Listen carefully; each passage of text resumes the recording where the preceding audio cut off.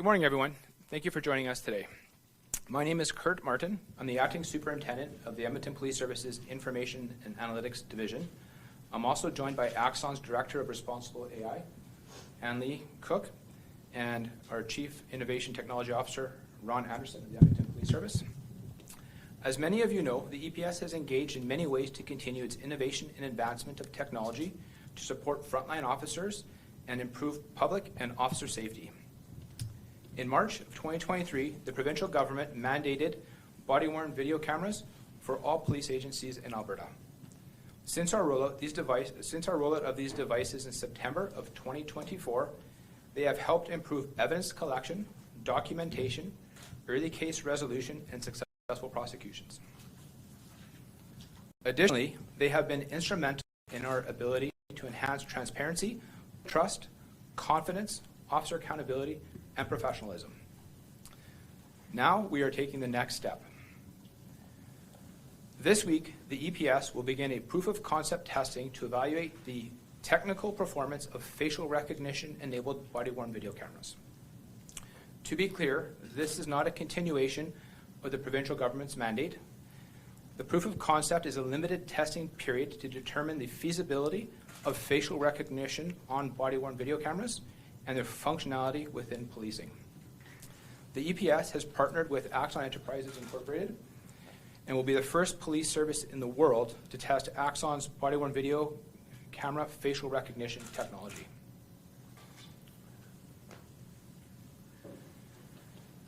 This proof of concept will test the technology's ability to use EPS mugshots to help make officers aware on shift of individuals with officer safety flags and cautions that resulted from previous police interactions. This technology will also help police be made aware of individuals who have outstanding warrants for serious crimes such as murder, aggravated assault, and robbery. Cautions or warnings tied to people that highlight a safety risk that stem from a previous police interaction. The purpose is for officer safety and situational awareness during police interactions.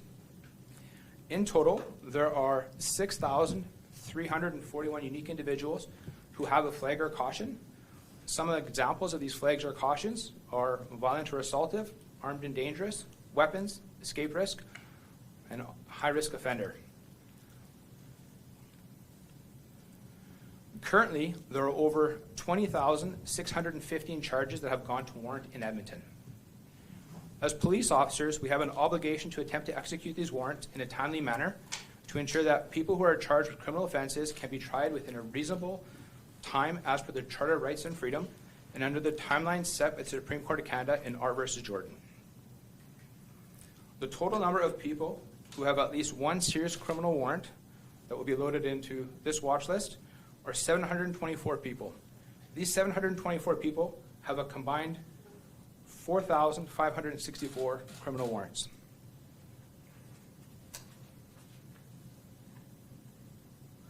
Starting as early as tomorrow, Wednesday, December 3rd, up to 50 police officers who are currently using body-worn video cameras will begin to use facial recognition-enabled body-worn video cameras on their day shifts for the remainder of the month.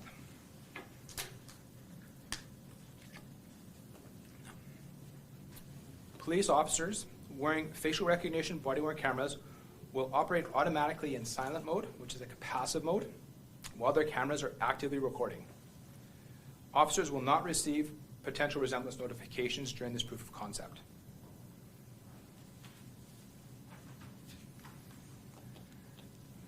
The facial recognition technology that we're testing on body-worn cameras works much like the system that we introduced in 2022 to help identify suspects from sources such as CCTV footage. It operates in a way that's similar to how we currently use our fingerprint identification system. Both rely on humans who verify the results. So over 30 years ago, we first introduced our automated fingerprint identification systems, which allowed us to take fingerprints that were developed at a crime scene and search that against our database in order to identify some potential matches. This is a continuation of that form of technology. I want to make it clear that this facial recognition technology will not replace the human component of investigative work. In fact, the resemblances that are identified by this software will be human verified by officers trained in facial recognition. Ultimately, our goal is to test another tool in our operations toolbox that can help ensure further public and officer safety while respecting privacy considerations. The Edmonton Police Service has submitted a privacy impact assessment to Alberta's Information and Privacy Commissioner to make sure this facial recognition proof of concept is fair and respects people's privacy and the law. I mentioned previously that our database contains individuals with previous officer safety flags and cautions that stem from previous police interactions. This means that facial recognition technology has the potential to make our officers aware of potential dangers that may cause harm to them or the public. Additionally, we would like to use this proof of concept to see if we can measure the potential operational impact under real-world conditions to evaluate what would be required to support the deployment of this type of technology at scale. Facial recognition on body-worn cameras is one tool that we are exploring to potentially reduce investigative timelines. If this technology can help us identify some of the suspects in our database who are wanted for serious criminal warrants, we want to explore that as an option. That's really what this testing is about. It's about empowering our officers to be informed about safety risks to themselves and to the public, as well as giving them a tool to help them in real-world operations in near real time. So with that, I'll turn it over to Ms. Anne-Lee Cook, who will explain the technology a little bit, and after that, we'll do a live demo.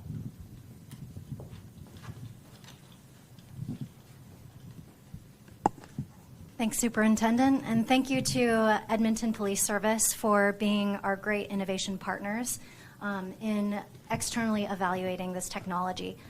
It's a really important step for us to understand how the technology will work in the field and what value it could bring to both officer safety and community safety.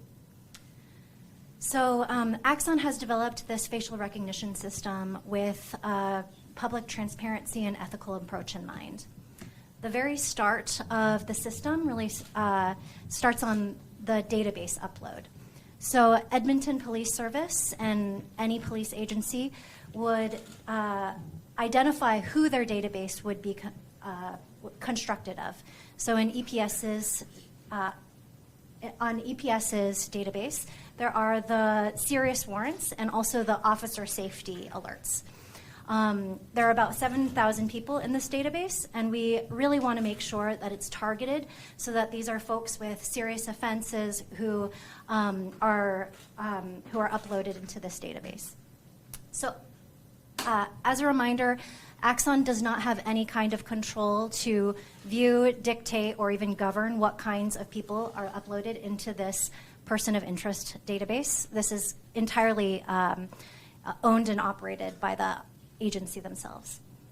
Next up is the recognition model. So the facial recognition model is uploaded onto the AB4 body-worn camera. When officers are on the field patrolling, they might be patrol or beats officers, and as they're walking around on duty, the facial recognition system is not actively running. Only when it is in active recording mode, when they're engaging in an investigative or an enforcement-related activity, will they start actively recording, and then the facial recognition technology will kick on. Whenever a person is within about 4 meters, that's when a face is detected, and that face data is sent to the cloud to compare against the database of persons of interest. If it's not a match, then the facial data is immediately discarded. And if it is a match, then it goes to the next step of human review. So with the human review step, this is a critical portion of our facial recognition kind of end-to-end workflow. A potential system match will hit a trained officer, and they will be able to see if there's a potential resemblance between the two. So they'll be looking at the mugshot of the person in the database versus the live snapshot and see if there's a reasonable resemblance. If there is not, and it's a false positive, they can decline that match. And if it is a potential resemblance, then they can confirm it. And at that point, that's where the silent mode ends for EPS. So I'll go ahead and turn it back over to Superintendent, and he'll run a live demonstration of how it works. So as Lee mentioned, our body-worn video cameras, when they're on, they're passively recording, but it's only when the officers are on an interaction which becomes investigative enforcement in nature that they start actively recording. So once they start actively recording, that's when the software starts up, and anyone that's within 4 meters, face will be detected, and then that basically goes up to the cloud. That goes up into the cloud and is searched against the lists that are pre-populated. And then at that point there, what we'll see is if there's a potential resemblance notification, it will actually go to an officer who is going to be reviewing the results. And in this case here,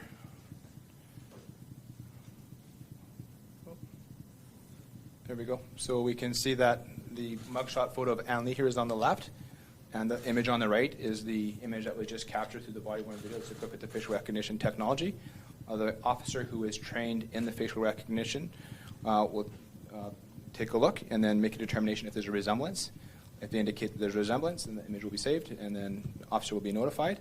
And as you can see, there's an entire photo that was taken. You can see there's quite a few people that are actually captured in this image here, but the only person that was actually triggered the facial recognition is Ann Lee, and that's because she's actually in that database that we had pre-populated. So that's essentially how the technology works. This is what we would like to test through this proof of concept. Once this proof of concept is complete, the Edmonton Police Commission and Chiefs Committee will review the results. And based on those findings, they will consider whether we move forward with further testing in 2026. Thank you very much, everyone, and we are happy to take some questions. Just a reminder that we have a microphone at the back of the room. I'd ask that you line up and ask your questions there, and please kindly introduce yourself by name and by outlet. We'll allow for one question, one follow-up, just to ensure everyone gets a chance. Thank you. Mernali Unshin with CBC Edmonton. I'm just wondering, why did EPS decide to be the first to kind of test out this facial recognition technology opposed to maybe going with something that was established, or is this a field that's not yet established? I can't speak for what exists out in the world. I know for Axon, this was a new product that they wanted to develop, and we had spoken with them. We are a customer of theirs through our body-worn video program, and it just seemed like a natural fit to try to be first and actually test out a technology that might, improve public safety and officer safety. And when it comes to the results of the privacy assessment impact, what's kind of the timeline of that? When can the public expect to get the results from that? I don't know when we can expect to get results from the Privacy Commissioner. I can tell you that the privacy impact assessment was submitted, but in terms of their timeline to give us a turnaround on their assessment, I can't speak to that. And in terms of the training, when it comes to the human review portion, how are officers going to be trained to potentially match what's being detected by the AI? Mm-hmm. So there's two parts to this. So we have facial recognition that we use today. So the facial recognition that we're using today basically is what we use when we have CCTV footage of something like a robbery at a convenience store. If we have an image, we basically will take that and we'll run it through that database. The officers who basically are trained that facial recognition go through months of training in order to ensure that they're properly qualified and actually have the requisite skills required to form that opinion. In this case here, we're not looking for an opinion to the same level as we would if it was an investigative lead. We're looking for someone who's trained in facial recognition, who has a foundational level, to very quickly at a glance take a look and determine if there's actually enough of a resemblance, and then basically would let the officer know in the field there's a potential resemblance. But we're not going to go that far in this proof of concept. This first proof of concept is, let's assess how the technology works today. Is it actually working as we hoped it will?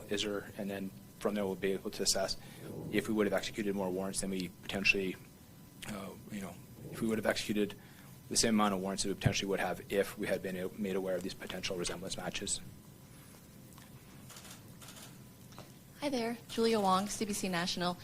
We heard a lot of you using the word facial recognition, but I don't believe I heard either of you use the words artificial intelligence, and I'm wondering why that's the case. You know what? I'll turn this one over to Ann Lee. It's interesting you ask that because artificial intelligence has a wide spectrum of use.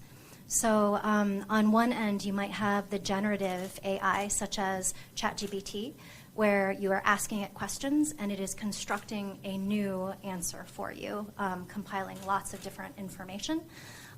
Also, LLMs, which are learning language models, are taking information and learning from them. So this is on one side of the spectrum.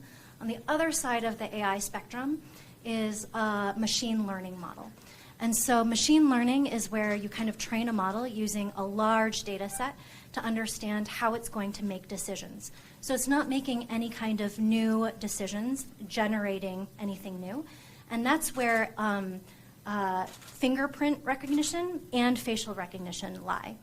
And so while facial recognition is in the artificial intelligence spectrum, we are kind of more on this machine learning level than on kind of a generative ChatGPT level. But just to clarify, you do admit that this is artificial intelligence? It is a type of artificial intelligence, yes. My follow-up is, there was mention of how during this proof of concept there will be the human review.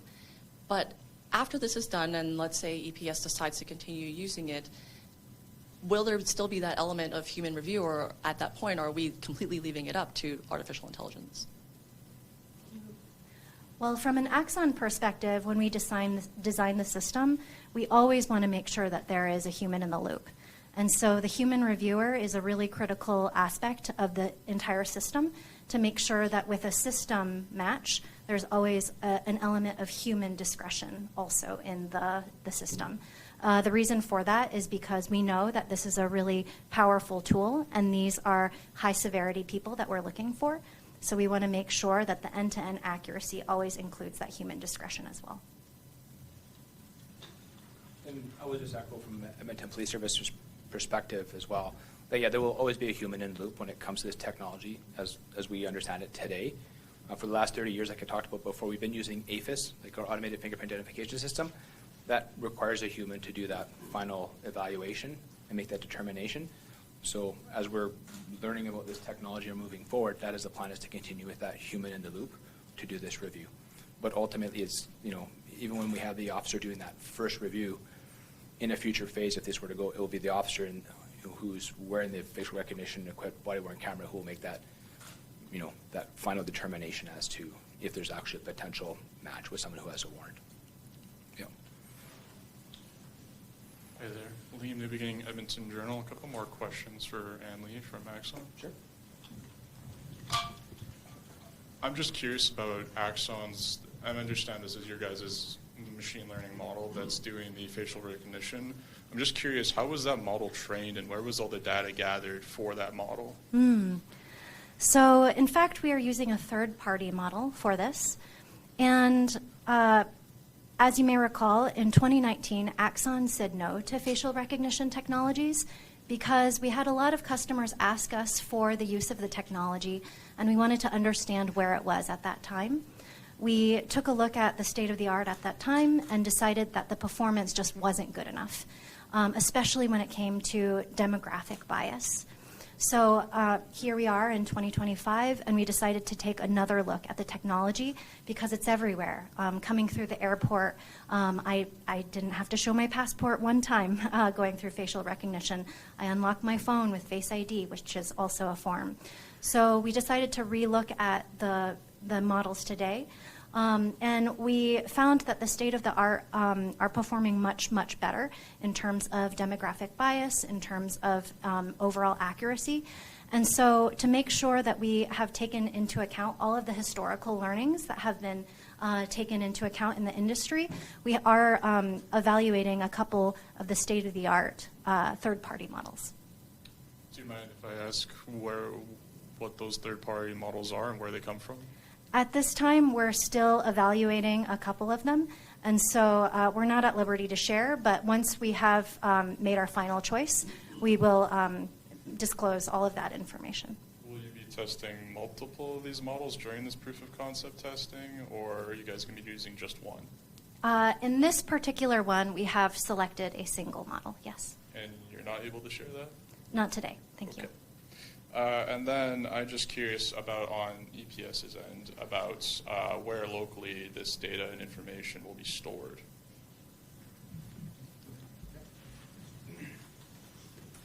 So as Ann Lee spoke about before, all the data that's put into the facial recognition database is controlled by the Edmonton Police Service. So it's in a cloud that's hosted in Canada. We have access to it. Axon does not. It's protected through encryption and all the rest of that kind of stuff, so it is secure. Okay. Yeah. And just one last question for me. How will there be like transparency on the deployment of this tech as we move forward? Well, the first part was basically informing all of you that this is a technology that we're looking at exploring.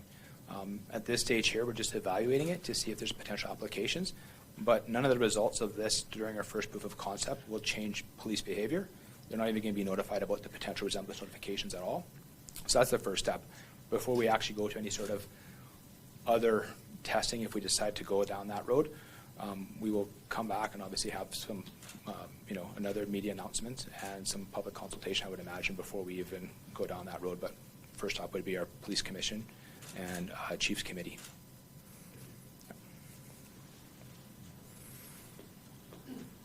Hi, Laura Boothby with City News. Question for Annie and Lee.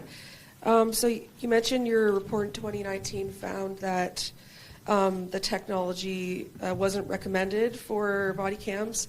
And at the time, it said it's not reliable enough to use. There was also a particular concern about the evidence for like people of color, essentially, and not identifying them the same way. Lesser performance for people of color compared to white people.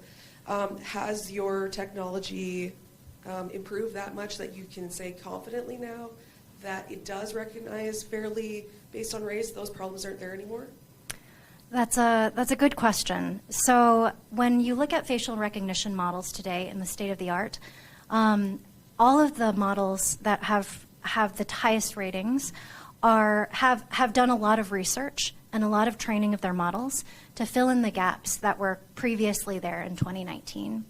So there were gaps in both race and gender at that time. As we did our due diligence on evaluating multiple models, we were also looking to see if there was race-based differences. And we found that in ideal conditions, that is not the case. Race is not the limiting factor. Today, the limiting factor is on skin tone. And so when there is varying conditions, such as distance, dim lighting, there will be different optical challenges with body-worn cameras, all cameras, in detecting and matching darker-skinned individuals than lighter-skinned individuals. And that's why we've put in guardrails in this technology to limit the distance and also to be only used in good lighting until we learn more about the capabilities. So are you kind of using this pilot project to learn if it's better? Like, is this kind of the testing ground for you on this? So we have done a lot of lab-based testing and simulated testing, but this will be our in-field testing opportunity to make sure that the results that we have had match what we would see in the field. Yes. And for EPS question, given that there may be, privacy risks, the risk of like a false identification, what are and you also talk about the benefits. This is meant to like improve officer safety, right? Do you think that the benefits to the police outweigh the risks? I think there's definitely going to be benefits to officer safety, but also public safety as well. When we look at the outstanding warrants that we have in the city, there's quite a few. And a lot of those offenses that we're going to be populating into that list are for some very serious offenses. So I think there is a lot of value to this technology if it works as we hope it will. In terms of the potential of having like a misidentification, that's why we're basically doing this as resemblance notifications. It's going to be the officer in the field who's actually equipped with the body-worn video camera who ultimately will be the one to make the decision to say, yes, I received a resemblance notification saying that this person resembles someone who potentially has a warrant for aggravated assault or whatever the offense is.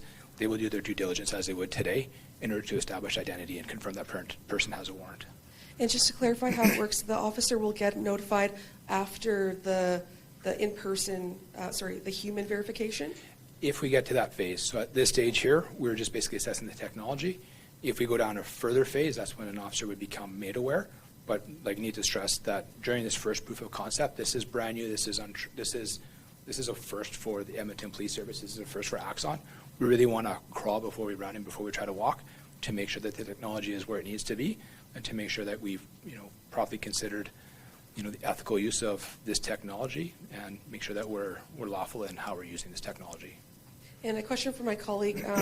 The city's budget is coming up right now. Is this like being donated by Axon, or is there a budget ask from the city for this at all? There is no budget ask to this at all. This is an innovation partnership that we have with Axon, and basically we're testing this technology, so there's no cost to us. All the officers who are part of this proof of concept are already officers who are equipped with body-worn video cameras today. The only slight cost of the EPS would be for our officers who are trained in facial recognition to do the review of the potential resemblance notifications. But really the cost is quite minimal, but not tied to any ask that we're making of the city for funding for body-worn video. Hi, Luna Marcia, Radio Canada. So I get that this is phase 1, but are you expecting the database to grow? And how long is the data going to be stored in your files? Is it indefinitely, or does it have some kind of expiration date? So the database that we populate is refreshed every day. So if we have new people who have officer safety flags, they will get updated once a day. If warrants are executed or added that are serious enough to actually reach a threshold that we would use for this, then we'll put it in.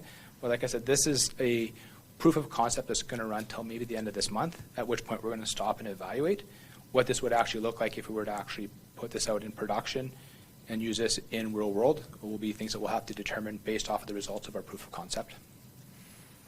Also, Axon, I know, released Draft 1, which could use audio from the body cam to draft AI reports. Could that ever be an option for the Edmonton police? I think that would certainly be a very exciting use of technology in our future state, but we're not quite there yet. Good morning, Gates Warren, CTV News. Just in terms of the human review, would it be in real time, like the footage would be coming in and then immediately being assessed on the other end by an officer? In this case here, for our proof of concept, this will be after the fact. So this could be later that evening or maybe the next day. Like I said, we really want to make sure that we're not affecting officer behavior during this proof of concept just because this is new technology.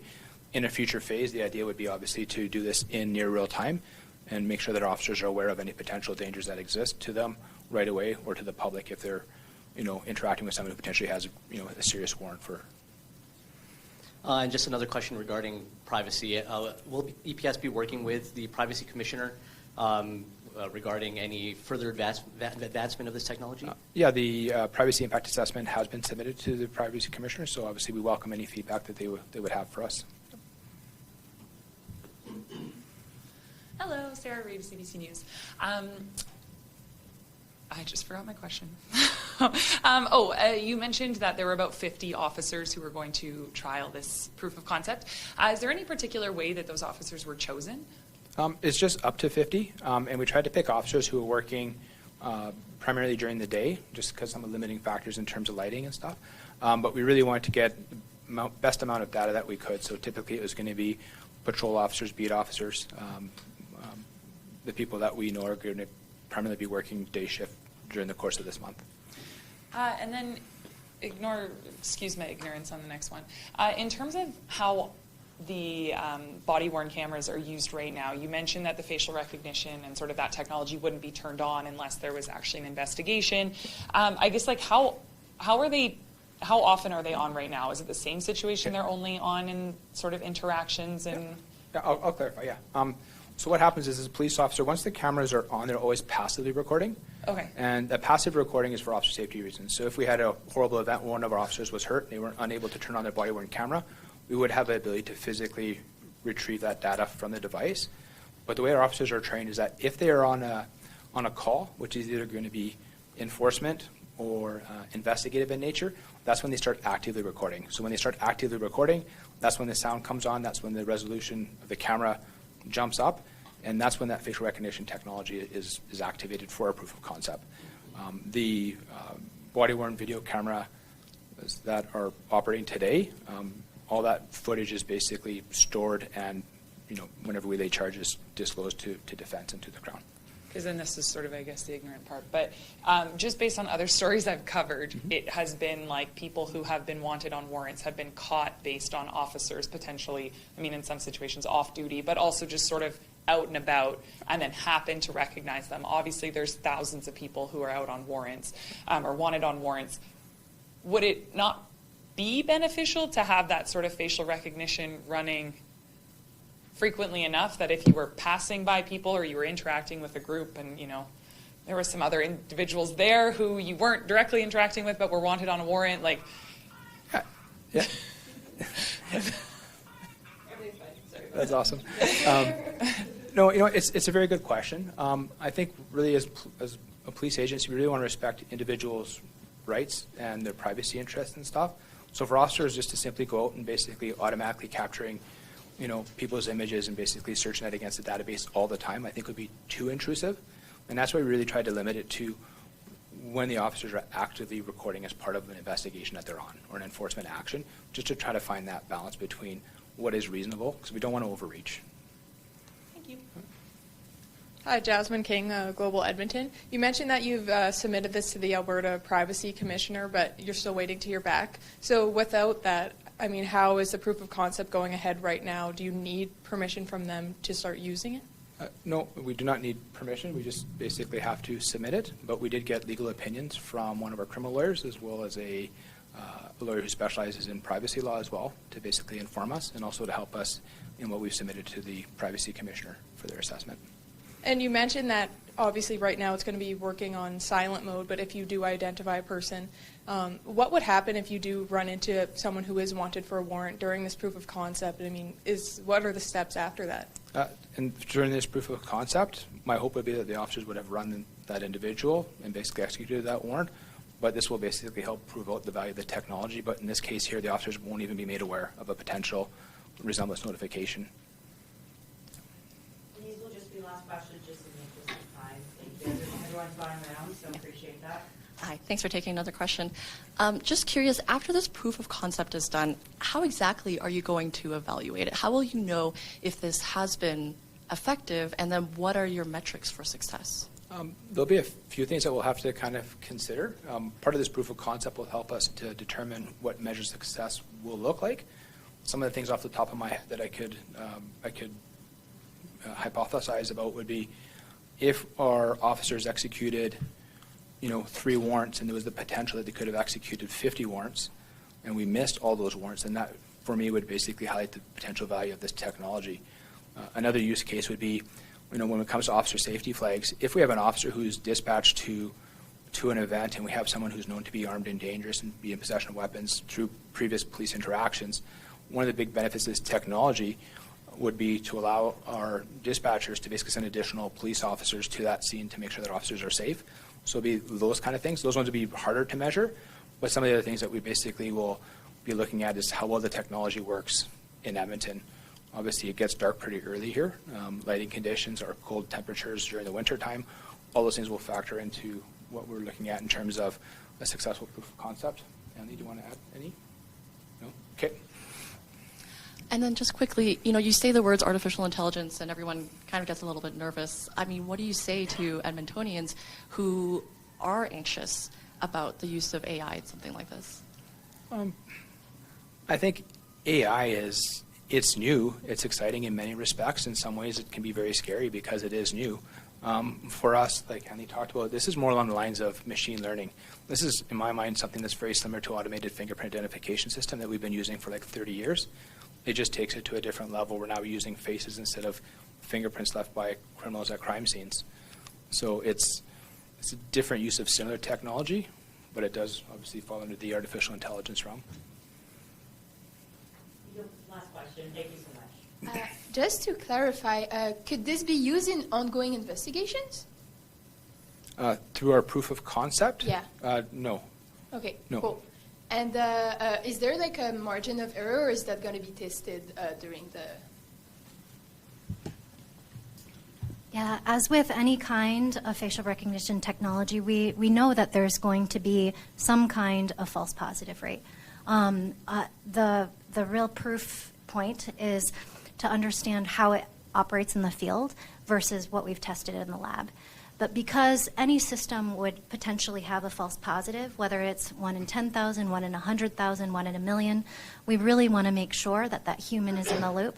And in our case, we're really excited to have the kind of facial recognition trained folks who are having our back on this one, so that the risk of misidentification is low as we learn more about the model. Thank you very much,